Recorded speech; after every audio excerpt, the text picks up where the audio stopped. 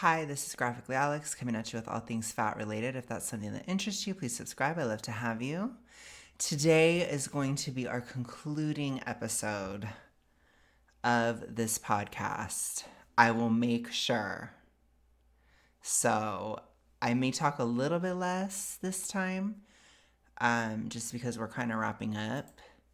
But I'm sure that there's still going to be a lot to talk about, as there always is. But after this week, we're going to move on to a different one. So that should be interesting. It's a new era. It's a new day. I do want to say, too, that for some reason, I've been feeling kind of tortured tonight. Like, I feel like my hormones are so... It's like I'm straddling between brat and tortured sometimes. And most of the time I'm brat, but then I like slip back sometimes into tortured lesbianism. So I'm kind of feeling that tonight. So if I'm a little bit lower energy or something, you guys might be like, what? But that's why. Because I'm like half tortured. I'm half a torch right now. Just like a touch. But anyways, let's go ahead. It's all hormones. That's all it is. Just the hormones, babe. We love them. Okay, let's go. I think that we probably literally all are fat phobic or have internalized fat phobia because the society is set up this way. Yeah. So it's going to be ingrained in you. So like you don't even have to worry if you are or not. You probably are. You know, it's in you. And so the question is, what do we do with that? Like, how do we deal with that? We listen to podcast episodes like this and we learn a little bit more and we have open conversations and we name it. We talk about it. And we also name it within ourselves. I think that's the big thing is like if you find yourself seeing a fat person and going, ugh, I just like realize, like see yourself doing that and you're like, oh, why did I just feel that way about this person? I mean, I know from experience it's usually to make myself feel better. Literally, I'm doing good. I'm better than that, and I'm better than that, and I'm better than that. And then when I see something that I think I'm not better at, just visually, I'm like, oh. And then I seek for things or people that I can be better than. Dang. Okay. I want to know if any of you guys are like that too. I'm not really like that. That's a little too much for me.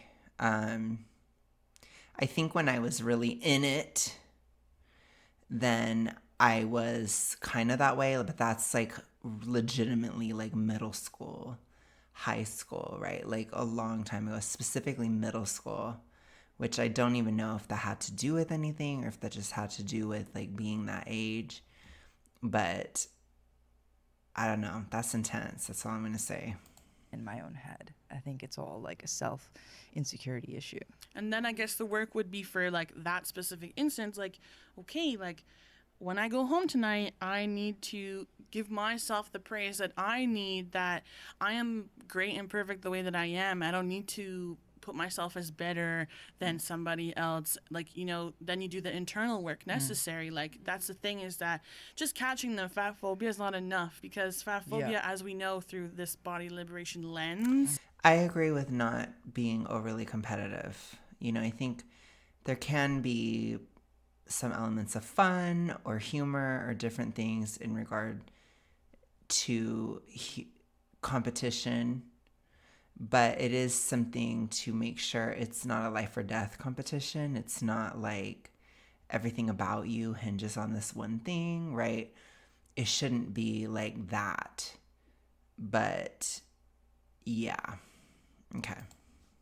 Includes a lot, you know? So maybe it's like you find yourself like in patterns, perhaps. Like it's just being aware of what it is and then doing the work internally. It's usually a projection onto somebody else, you know? But I guarantee that your life will change and it will start shifting when you start allowing yourself to look for these reactions in yourself and really investigate why they're happening. It's great that like earlier you said fat people are hot. It's very radical. And people want to really like bring us down many notches when we're looking like hella good and we're confident, like on the street. That's where I feel like I get the most hate, is when I look like the best. Like when I like the best, when I get like femmed up or something. Especially men I have this like theory that when they are attracted to me, they are disgusted with themselves sometimes. And then they want to like tell me how disgusting I am, but really they're actually super into me. Like this happens all the time. Or I don't know. It's tough. I think saying you're disgusted, it's a little harsh. Being passive aggressive, maybe, but there's still going to be like mixed signals are still mixed with good. Does that make sense? If it's always going one way or like I'm disgusted with you, like that's a lot. To me, I'm like that person probably doesn't find you attractive. If there's mixed signals, I could see that. If there's obviously positive signals, then I can see that, but there has to be some positive in order to have any kind of a guesstimation that somebody is attracted to you. There would have to be a positive thing there as well. Sorry, my stomach is doing flips today. I don't know why, but I'm just letting you know if you guys hear it. My stomach's going crazy. I told you my hormones are all messed up today. Man, like I'm a lesbian, so I don't really talk to that many men these days, but like when I did, this is a really common experience for a lot of people who date cis straight men, is that they are like ashamed of their attraction to you and they're embarrassed. And they get like a lot of people, there's this like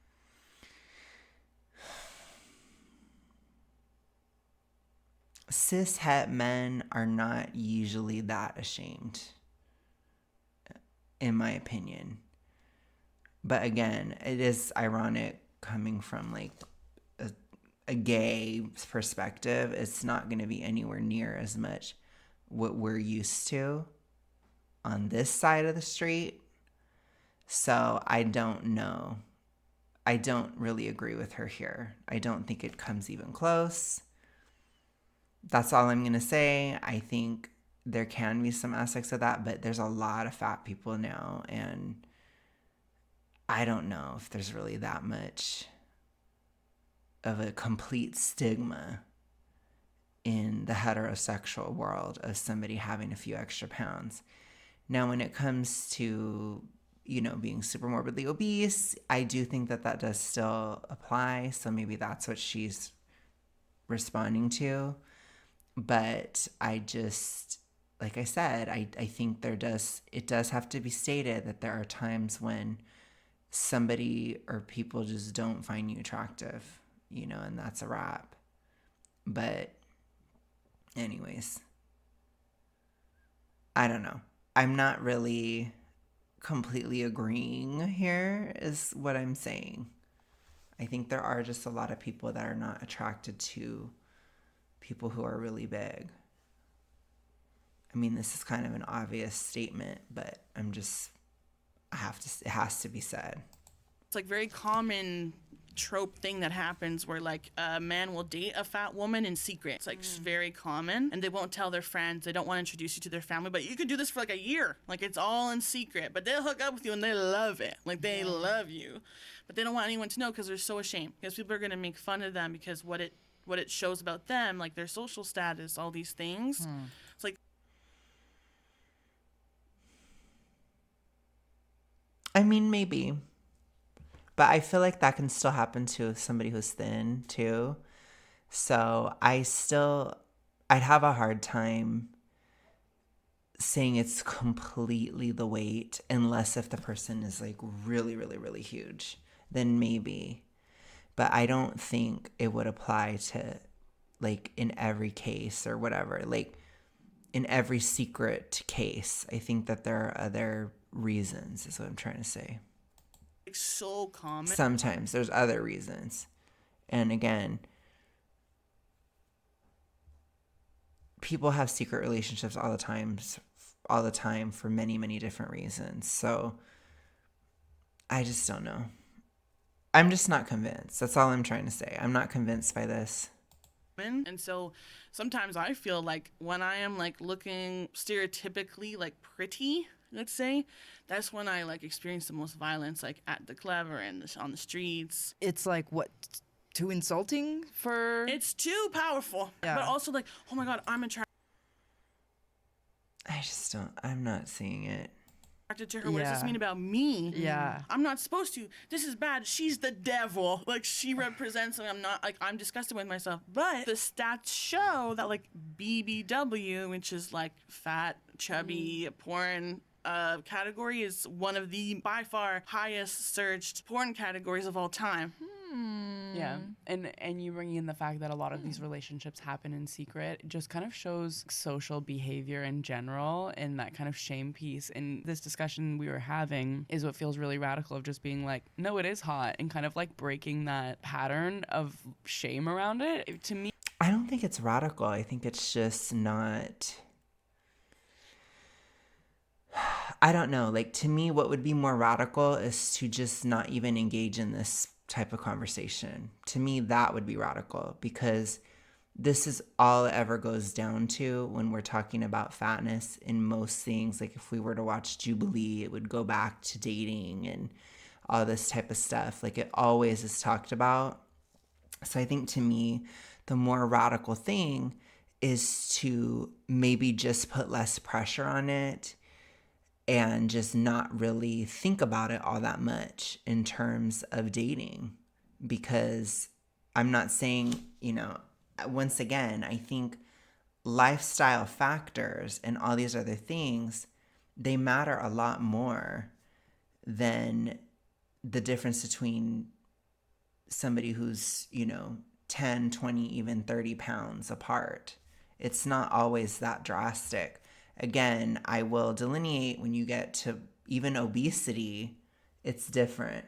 Super morbid obesity, definitely different, because there's a huge difference, not just in how you look, but also in your lifestyle, what you're able to do. There's personality changes. There's a lot of issues with super morbid obesity that I talk about all the time.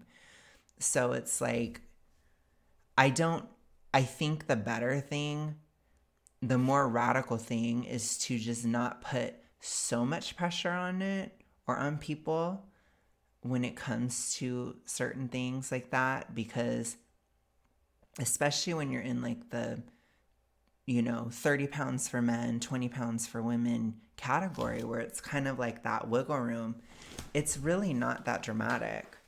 And somebody could just be having like a time where they're kind of lazy and they're just eating a lot more, like during the holidays, and they put some weight on, and then they kind of take it back off later, kind of thing. And it's like, you could idealize somebody for being in shape, but they might not stay in tip-top shape forever, or they might not have always been in tip-top shape.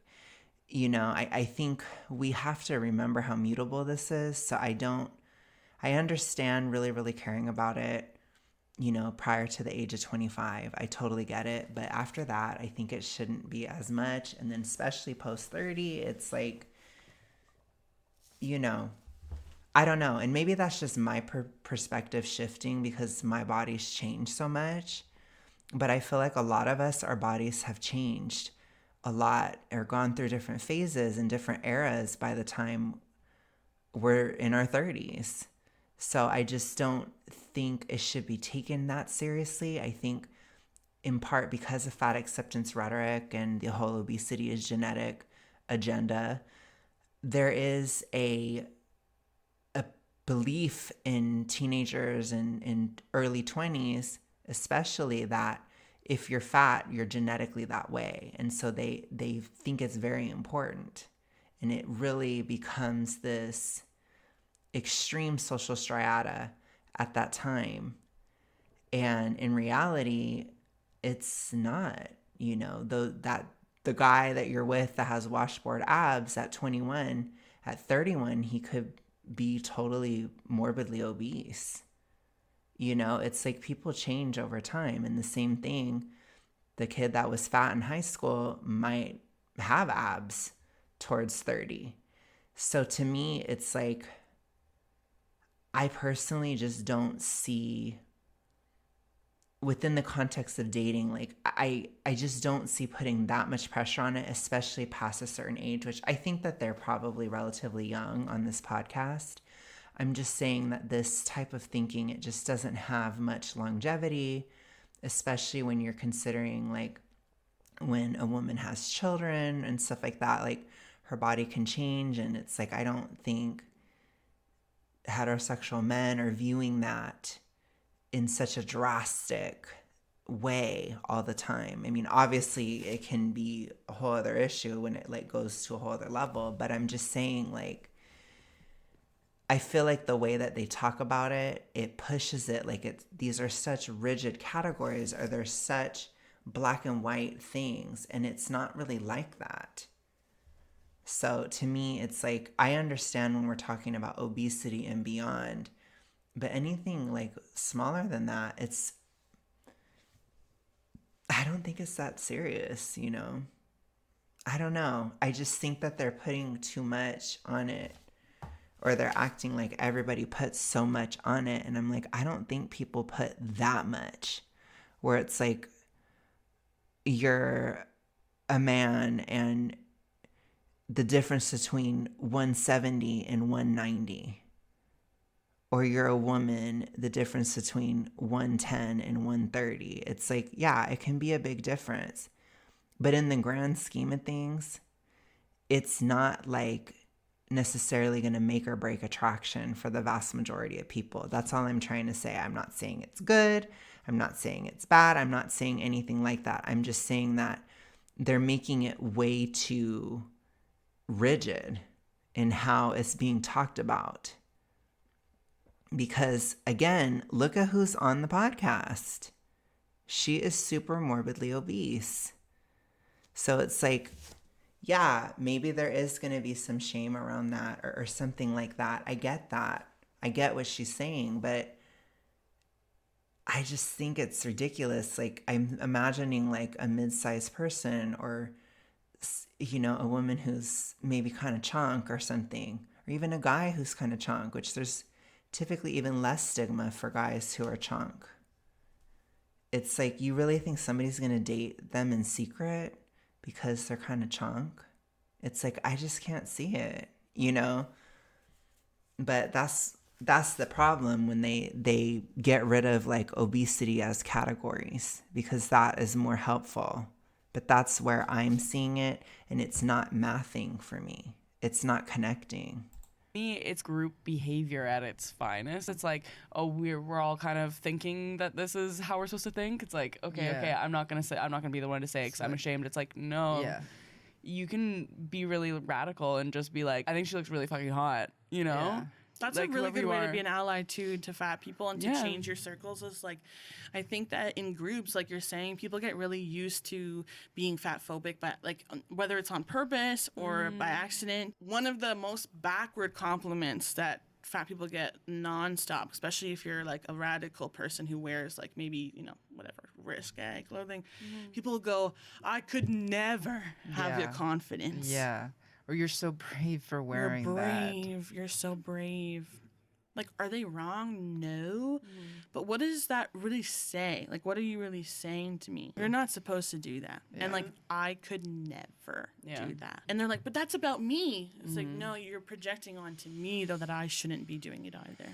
They're just saying that it doesn't look that good, I guess. Which she doesn't like that they're saying that. But I get the context of what she's saying. It is kind of a backhanded thing, but people try to say stuff like that all the time. I don't know. I don't really have people say things like that to me, but I wouldn't like that. That's all I can say. I can agree with her there. I wouldn't like it either. Yeah. There's this one side of diet culture and everything, and the way our society's viewing body liberation right now, where it's like Lizzo and like pop culture icons like this. But then on the other side, we're also seeing people like Kim Kardashian, where it's like removing all of our, like removing the extra butt implants and like losing so much weight and doing a whole episode of the Kardashians just based around like excessively losing weight to get into one dress.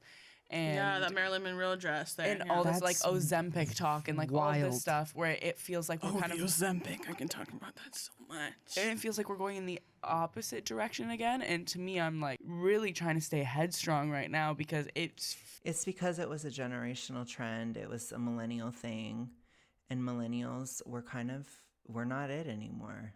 You know, the times are changing. Gen Z is going to start stepping more into prominent cultural spaces, and they don't like people who are fat, or they don't like fatness. I'm just going to keep it real with you. And I don't think, it's just the way it is. So it's kind of like, I get it. You know, I'm a millennial. I understand some of it. You know, growing up, the older generations were extremely harsh about obesity.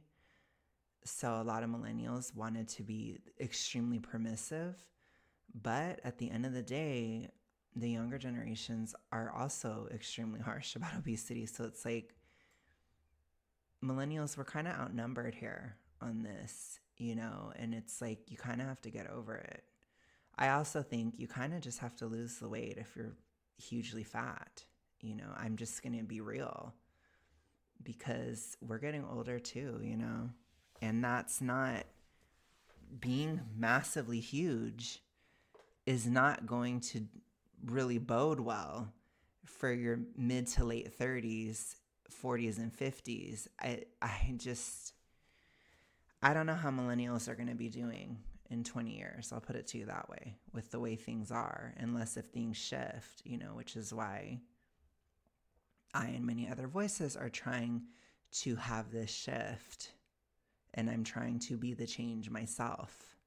So it's a lot. I get it. It's a big ask, but that's why the trend is shifting. It's because it's a generational shift. So while Gen Z is not for obesity in general, millennials still are, and they're going into institutional power. And so we are in a weird place where the culture does not support fat acceptance anymore, but the institutions greatly do. And that is a huge issue. So that's why we're still going to have to fight this. It's not over, but it is waning, but it can always come back. You know, I feel like it might come back, actually. I have a feeling it might flare up again. A fat lash. That's what I'll call it. You can mark your calendars. I'm predicting 2025, a fat lash coming. Probably next autumn, around then. I think it'll come up again. Because that's the thing too, trends change. So there could be a last ditch fat effort, or, you know, the fatosphere strikes back. Like, I feel like it's coming. I can feel it in my bones. I know it. But yeah, it's waning right now. I think because, mostly in my opinion, because of economic pressures. It's basically like this.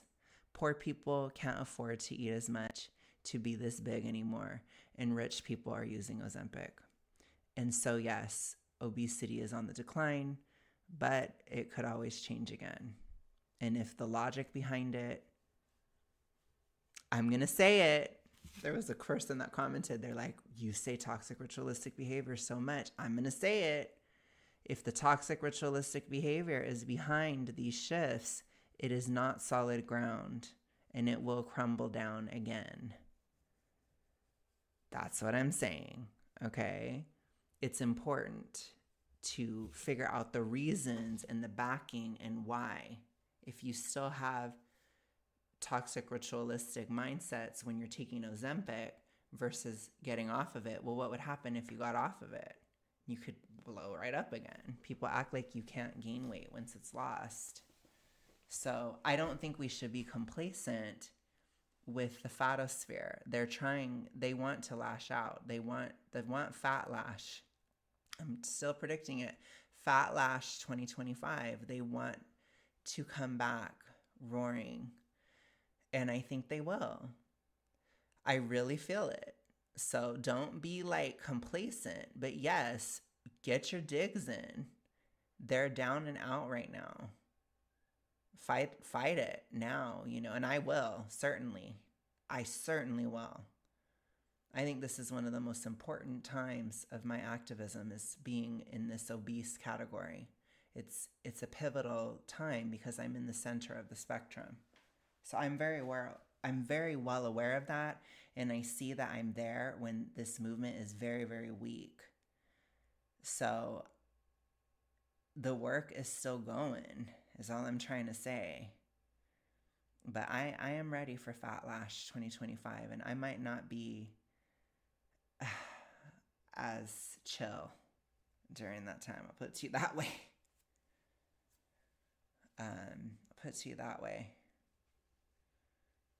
Let the games begin. You know, I'm ready for a Reputation era maybe next year. I might be feeling that. But anyways, not me like really planning in advance right now. I'm like, I could go there. I could go there. If they want to go there, I'll bring the fight to them, and I'll be thinner then. So it can get real tough for them. They can really get salty with me. But for now, yes, enjoy this lapse. And still, you know, this is something that we attack while it's down, period. You don't let up. And I'm not letting up, period. Okay, let's continue. Feeling like that's so triggering like pressure's early coming, huh? 2000s. Yeah. Also like the Tumblr vibes of these the like low, extremely skinny people. Yeah. And it feels so triggering. You can feel the cultural pressure of Yeah. the shift because it happens every decade. Like the shift will happen where now we're celebrating curvier, also unachievable bodies because their bodies were unachievable before too. Yeah. Our bodies aren't trends. They've always been unachievable. Unachievable because it wasn't real. Yeah. Can't choose to have your weight distributed that way, so that wasn't real. And now it's really not real as well in a different way. Like this Ozempic thing is just like really hot topic right now too. Yeah. Like all of these celebrities are coming out admitting that like they are abusing a drug that's not really meant for them for weight loss. It's a drug for diabetics. Yeah. And in the States right now, there's like a lack of the drug. Like people who have diabetes can't. Remember, this was a year ago. So this was August 2023. Ooh. Sorry, I saw that date and I was like, ooh, I was miserable back then. Oh, gosh. Sorry. Ooh. That took me back to that time. I was like, I just had like a Raven vision. I was like, ooh. I was like dying when they posted this. Gosh. Get Ozempic because people are abusing it and getting it prescribed like it's candy to lose weight. So the people who need it can't even get it right now. That's messed up. Yeah, there are shifts happening right now, and it makes me scared too. Because I was like, but we were just... They have continued. They've continued greatly. And they're even more dramatic today than it was in August of 2023. Like I said, Fat Lash 2025, I really think is coming. I feel it in my bones. My guts feel it. You can hear my guts. No, I'm just kidding. They feel it. I feel it in my guts. It's coming. I'm predicting it. I feel the wind changing. It's coming.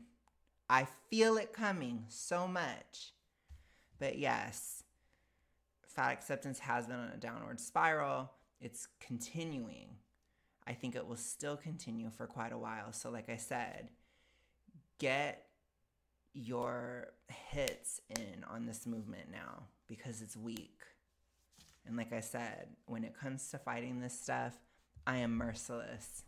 I will kick a dog when it's down. I will kick this movement when it's down. I will kick it when it's up. I don't care. So I do not care. I don't want to cuss, but I don't care at all. If it suddenly became popular again, no. Like I said, I'll go into reputation mode, get the snake clothes, I'll go for it. Get the witch hat out, like I would do it. I don't care. But yes, the trends are in our favor at this moment, and we need to take as much advantage as possible. That's my thoughts. It's like going in this direction, now we're going the other direction. Yeah.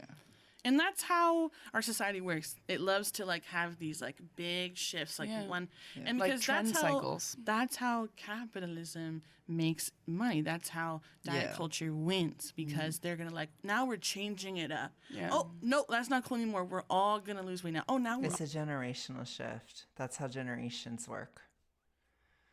Didn't realize we were like going into biology or sociology or something. It's a generational shift. Gen Z doesn't like it. That's why.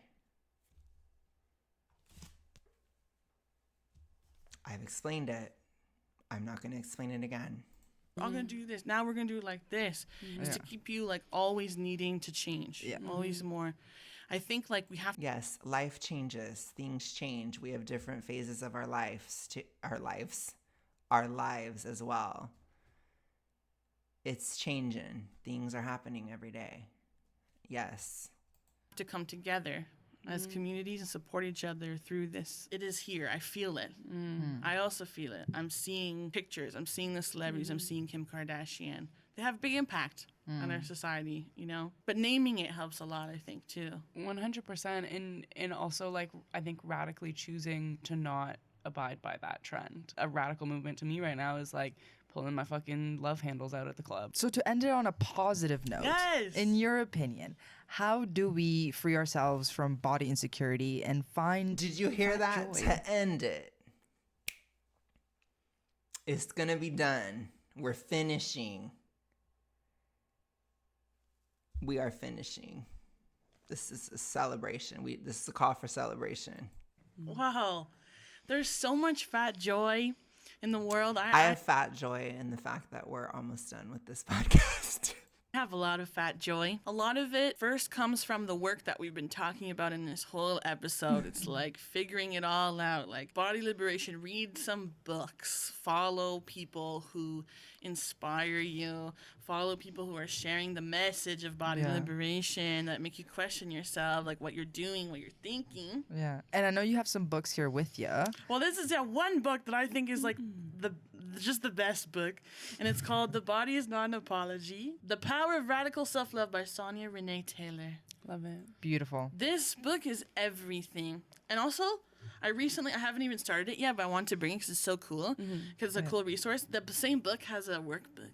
Ooh. Very cool. So I recently So got you the can workbook. get I love that. informed and do the work. Like, work on yourself. Oh my gosh, could you imagine if I got that book? I'm considering it. I don't necessarily want to, but I'm considering it. Gosh, like that workbook. Oh my gosh. Sorry, that just like really tempted me. How cool. Fantastic. That's awesome. But what's so cool about this book, and this is actually a great way to end this episode, it's a great thing about this book, is that a lot of people speak about body liberation and fat joy and all these things like a quest, like something you need to find in the world. But what Sonia says is that we all already have it within us. Oh my god. Okay. And the work that we need to do is not search. Is that why you have to constantly promote it all the time? Is that why you have to have so much backing for this? Because it's natural? Is that why you have to constantly shame people? Because they're not into you? Because it's within you? I mean, this is ridiculous. I'm sorry. It's getting really cringe really fast. For our empowerment, not search for our worth, but actually break down the walls and the weight that has been put on us through all of these systems of The oppression. weight. I mean, the irony. The weight. Yes, I think we should break down the weight upon us by losing it.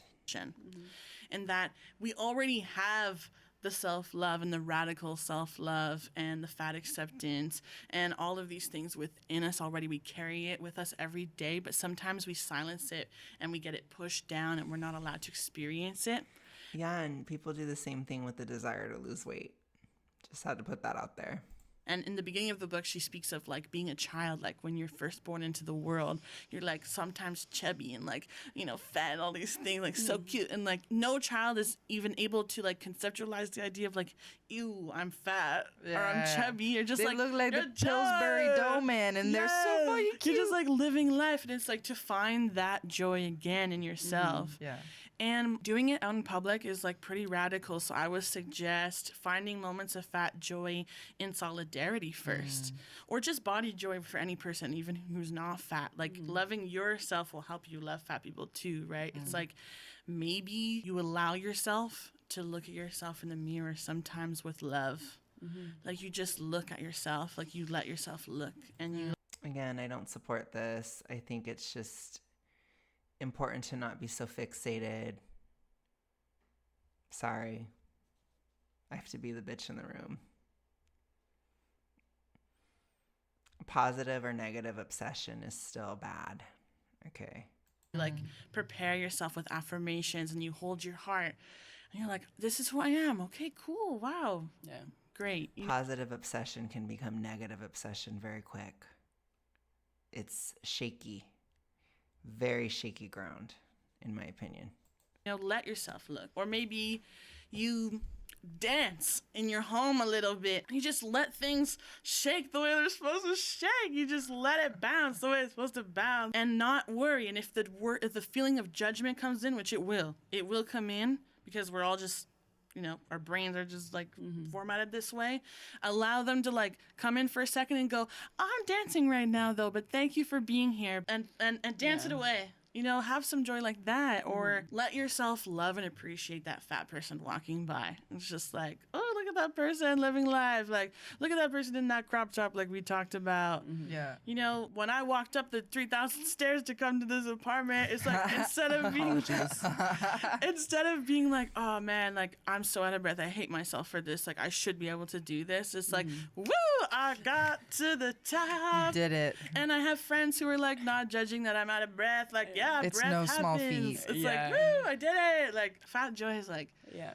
fall in love. Like, let That's not very joyful, in my opinion, but whatever. yourself be loved. Like, so many of us, like, one example. It's like fat joy is still really negative and horrible, but then acting like it's okay anyway. That's basically what she's saying. If a partner's like, ooh, I love your, like, stomach, we go like, no, like, you're not allowed to say Yeah. that. That's bad. Like, what if you were like, me too? And like, okay, I accept that. I don't agree, but I accept it. Yeah. And maybe slowly but surely you go, actually, hell yeah, like, my stomach is cute. But you have to, like, really remember what the root of all of this is, and that's going to help a lot. Because body positivity is not enough. It's not enough to be like, I'm perfect the way I am. Yeah. I deserve to love myself, and I love myself, period. No, there are big things happening every single day, and messages that happen every single day that make that very, very hard. So at the very least, we could go, oh, you know what? I'm like not feeling good in my body, but I deserve these rights. I deserve to be here. I deserve to be at this rave. I deserve to be at this bookshop. I deserve to find clothes that fit. I don't know if there's that much of a resistance of you going to a rave or a bookshop. I'm just going to be honest. There might be a comment here or there, but again, people can get a comment at any size. I don't know. When I go to the store, I get really depressed. Like, I'm like, nothing's fitting me. Like, they don't have my size. And my partner will remind me very, like, lightly, like, it's not you that's not fitting in the sizes. The sizes are not fitting you, and you deserve to have sizes that fit you. This is, like, a systemic problem. I know, but that just reinforces it, and it keeps you that size, which is stupid, in my opinion. And I think that's how we make our way. I love that. Yay! Thank you. You just spat some fire. So it's on just constant self-gaslighting and toxic positivity, basically, is what you're saying. Okay. this on this podcast, Mike. Spitting. Body liberation Yeah. 101. Well, thank you so much, Jenna, Also, for I being think here they today. changed You this. really taught us a lot, and might I have can't thank changed you the enough for title. being here today and taking us through this journey. Thank you. We're going to go through the whole rest of the way. We got one more minute, you guys. Can we make it? Let's see if there's anything else. But I think they changed the title. Thank you so much for having me. I'm a big fan of the podcast, so I was like really stoked to be here. And it's like we're talking about fat joy and we're talking about empowerment. Like there were a few back and forths where I was feeling like I don't deserve to be on this podcast. Like I was telling my good friend, like I don't think I have the knowledge, like I don't think I'm good enough, like I can't do that, I think I'm gonna decline. And it was like, if you do that, like you're gonna regret it so much, like just go and try. And like you both made it so comfortable, but it's just to show like we have these voices. I don't think there is anything, like, I don't think you can actually do it right. I'll put it to you that way, because it's just totally wrong, but okay. in our heads, and I'm so glad that I came. So thanks for inviting me and for wanting to learn about this topic, and just gotta believe in ourselves, do it and show up. Woo, we did it. Thank you. So that is everything that we have. Okay, that's it, you guys. What do you think? Let me know. This concludes this series. We're gonna have to do another one. I'm gonna have to find another one. I'm gonna have to really look. My stomach is upset at the thought. Anyways, you guys, gosh, I'm having a bad hormonal day. But anyways, you guys, I hope you have a good rest of your day, night, etc. I will talk to you guys again next week. I want to have like a gay little astrology moment for my astrology girly pops at the end. But as you guys know, I'm a Scorpio rising. And we just finished Libra time. So I'm going into my next cycle, so to speak, by Monday. It's the first day of my first house in astrology. So I'm sure some new beginnings are coming, is all I'm trying to say. But yeah, it's fitting that this ended here. But thank you guys so much. I am looking forward to next week. I don't like this time of the year, but I love the 28th on, we'll just say, as a Scorp rising. Thank you guys so much for my gay astrology moment and listening. I will talk to you guys later. Have a good one. Bye.